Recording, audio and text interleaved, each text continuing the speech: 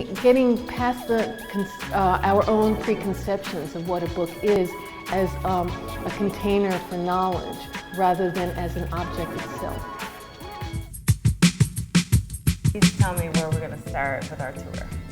Well, we can start over here with Jay Bulletin, who's an amazing artist. He's had this portfolio of prints. They're relief prints, lithographs. It is all one piece. There's 40 individual prints in an edition of 35. And it all culminates in an opera, which he has animated. Now the next artist, you said her name is Beatrice? Beatrice Caron, which she's very familiar now to the New York audience who sees her subway poster.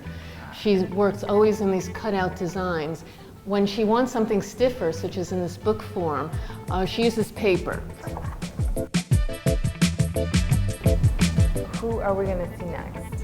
We're going to see Miriam Scher's work, which is a little more unconventional. Okay, great.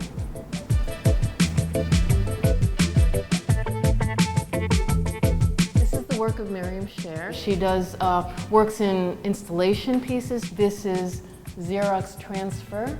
This is all embroidered things from the Brothers Grimm. These quotes really give us a little turn on the doll dress. I love it. I love it. So what's next? Well, next we're going to go to Doug Bube. This is Doug Bube's work. It's an altered book form because he takes a book or an object that's already made and then he basically destroys what is there as a book and makes it into something completely different. Completely different. And yes. This is a Life magazine? These are all Life magazines and they're cut and braided together. This is another altered book.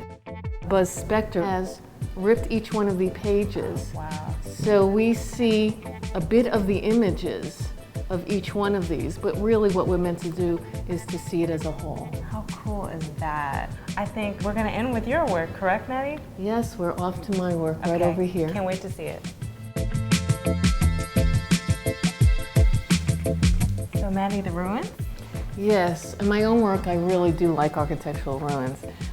I take my imagery from a lot of my travels in Europe. For this particular piece, it was done with rubber stamp carving. It's the same kind of relief process in a very simplified way that Jay Bulletin uses. And then it pops up on both of the edges and as well on the other side. Nice. So what is the information on the gallery? You're in 111 Front Street. We are at Gallery 210 and we're open Thursday through Sunday, 12 to 6. Our website is centralbookingnyc.com. The Brooklyn Bridge remains one of the most marvelous man-made structures and is especially iconic here in Dumbo. Initially designed by John Roebling and then his son Washington, the bridge was actually completed by Washington's wife Emily, who became the key engineer during her husband's illness. Catering to all types of confection lovers, Dewey's is an adorably quaint candy shop with a retro feel, where you can find everything from licorice sticks to your favorite 80s era candy. Pop rocks, anyone?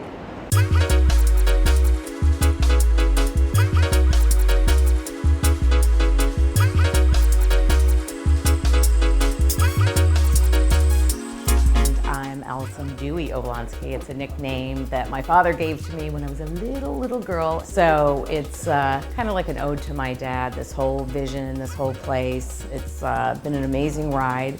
And how it all came about was I was actually unemployed and not wanting to go back to the corporate world. Was it a good time to reinvent myself and take on a new initiative? So a friend actually gave me the suggestion and I thought, what a great idea. Who doesn't love candy? It makes everybody happy. It's not any type of age, it's really like a psychographic, it's an emotion. I thought that would be a perfect idea, and there is not a better place than Dumbo. There's also 5,000 people that work down here, so, and not to mention the tourist influx. I had a vision in my mind of the assortment that I wanted, but this shop had to be designed.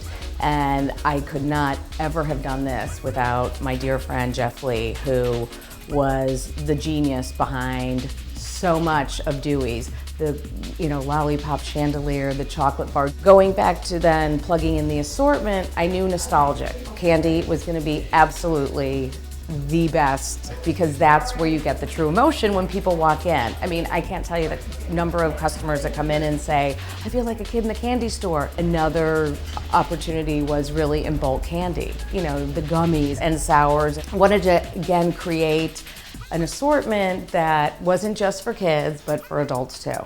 So it's really a place for everybody.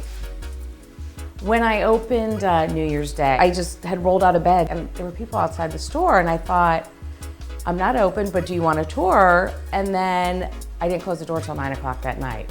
Anybody that walked in just gave a big thumbs up and it just made me so happy that I achieved what I set out to do, and that was put a smile on everybody's face because candy makes everybody happy. So there's a couple different angles to events. I have done kids' birthday parties. I will do cocktail parties for adults. You know, the kids' parties are great. It's a very small, contained group. The kids go crazy when they walk in here. So they love the design, they love the assortment. They're so happy that the neighborhood has this because there's not a ton of, let's say, retro or old style candy stores. You know, it still has a modern flair to it, but it takes you back to your childhood. You know, it just makes, everybody's just been so happy. So we're gonna take a tour through Dewey's, and where our favorite spot is more of a featured area. So whether it's Valentine's Day, Easter, or just some unique products that came in, this is where it is. Now, this world is all the gummies and sours, a big, big world. So what you do at Dewey's is you grab a bag, and then you grab a tongs or a scoop, depending on what item you're picking up. And then we start looking for our favorites. And of course, we have gummy teeth, a must for everybody. And then another unique is the gummy letters. And then of course the traditional gummy bear, which nobody can live without. At Dewey's, all bulk is the same price. You can mix and match. The only two things that aren't are the Jelly Bellies and the individual color M&Ms. So when we move into, again, my favorite section, I'm just gonna return that. We go to the nostalgic. So whether it's your mega candy buttons that we all love and adore, your cowtails from way back when, or even your bottle caps. Everything from your old school nerds, as well as the Whirly Pops. You love the Sugar Babies, and who could live without wax lips? Nobody. Of course, Big League Chew, cannot keep this in stock. Jolly Ranchers, now chewable. All of these old nostalgia candies are the best and make everybody happy. So when we also look to newer and going again, strolling down memory lane, you have your Good and Plenty. We have so many different types of licorice. We have finished licorice, both black and red. We have Jawbreakers that literally will break your jaw. They are huge and will take somebody a long time to eat. They're a big seller along with gumballs. We have sour in the center, larger scale gumballs, none of the traditional. If you remember the licorice laces, we have a red, a multi, and a black licorice. I'm going to take you to the last section, which is one of my favorites. Now we're going to go through my favorite section at Dewey's, and that is the candy toy section. Whether you're an old school Pez lover, we have it in a variety of the Disney characters, Thomas the Train, anything. We love an old school Pez. What is really fascinating are these gummy hot dogs, gummy Krabby Patties, and gummy burgers. You can go very funky with the ever popular grills. And of course, we have all these new great little Wii remote control. Also, Hello Kitty is another huge, huge love of everybody. Well, that concludes our tour. Thank you so much for visiting Dewey's with me.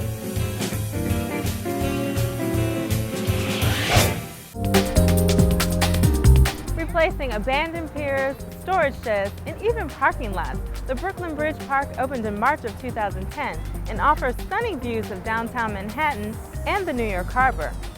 With 40 acres of recreational space, the park boasts tons of fun activities like sports courts, playing fields, kayaking, canoeing, and even has restored natural habitats.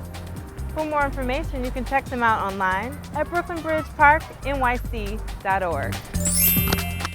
Founded by husband and wife team Gabby and Donald Ratner, ART or Art Rethought sells a fully customizable, co-creative modular art collection and recently opened their pop-up store right here in Dumbo. And let me tell you, Art Rethought it is.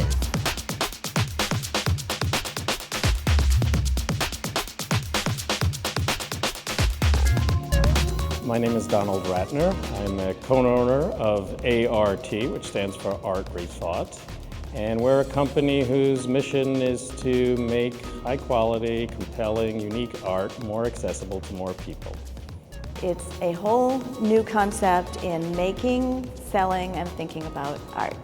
It's all modular pieces, which means you can put it together yourself to fit any space that you have, or you can replicate a pattern that the artist has created. If your space is bigger or smaller than what the artist has envisioned, you can modify what you make. It's made completely digitally. It was designed on computer. It's laser cut.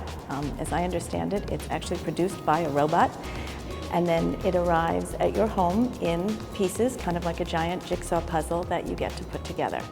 I am an architect by training. In 2002, I started a firm called Studio for Civil Architecture, which is based in Manhattan, with my partner Andrew Friedman, and we practice custom residential architecture for the most part. But a few years ago, I became interested in the art world. But I thought about ways of merging my architectural background with an artistic one as well. It's very reflective of the times that we live in, reflecting both new ways of making art and, again, new ways of thinking about art. We want people to acquire artwork that they enjoy living with, that they respond to positively, that makes them happy, and that they can